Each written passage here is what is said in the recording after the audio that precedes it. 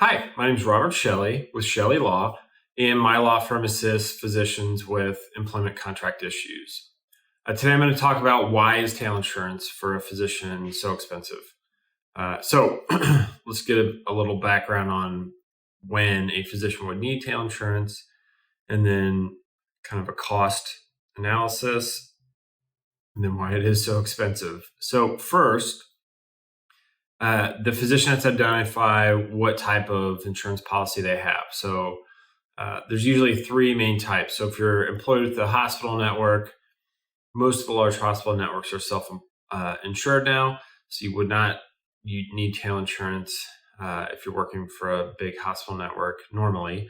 Some hospital networks do have claims-made policies, but in most instances, the physician won't need to pay for the tail expenses. The majority of time, if there's a claims-made policy and the physician is required to pay for their tail, it's when they're employed by a smaller physician-owned group.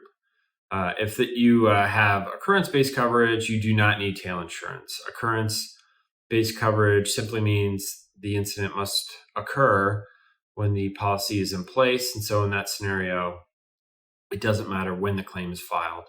As long as there was a policy when the event occurred, then the physician's covered.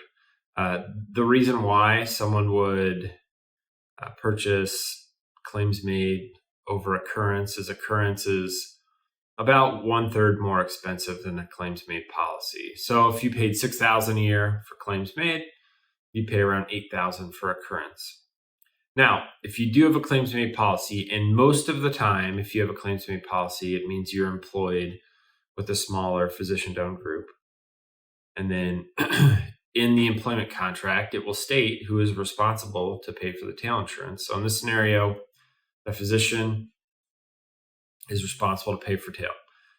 And there's a claims made policy, obviously. So in that scenario, tail usually costs about twice what the annual premium is for the physician. So the annual premium is simply what the practice pays per year to insure the physician. So you need to, one, find out what is your annual premium, and then two, kind of figure out how long you've been with the practice. Tail costs can go anywhere from 1.5 all the way up to 3 times what the annual premium is. And it's usually based upon the length of time that the physician has been with the employer. If you're only there for a year or two, it might be closer to the 1.5 ratio, whereas if you've been there 2 decades, it could be closer to the 3 times your annual premium. Specialty is also certainly important.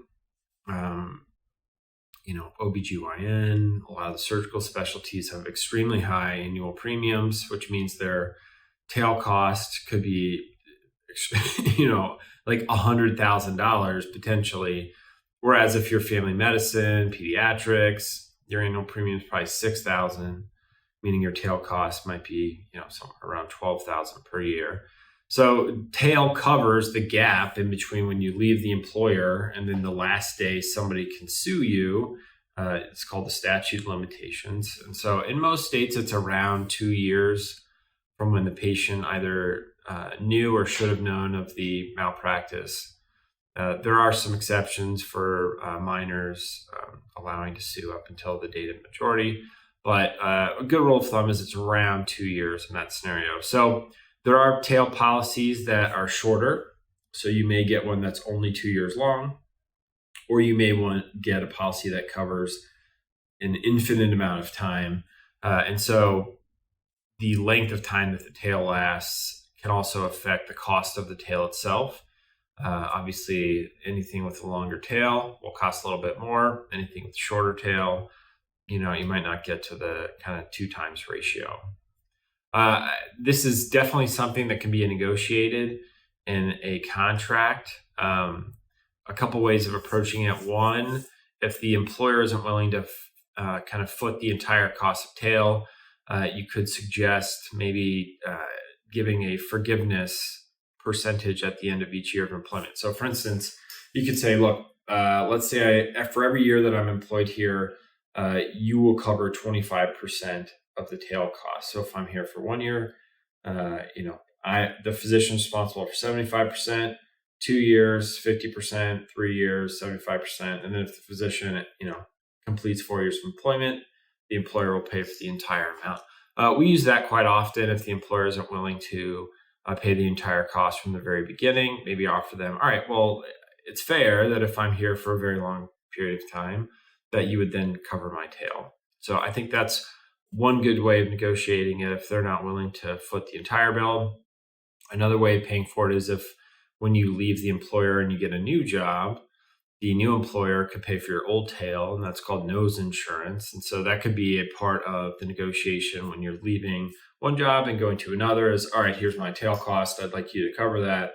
And that can sometimes be used in lieu of a signing bonus um, uh, or in addition to it. I guess it just depends. And then lastly, if you stay with the same insurance company, so let's say you stay in the same state, obviously you're in the same specialty and you're just moving to a different practice, they utilize the same insurance company. Most companies will just roll over your old policy into a new one, and then you won't have to pay tail at all. So is tail expensive?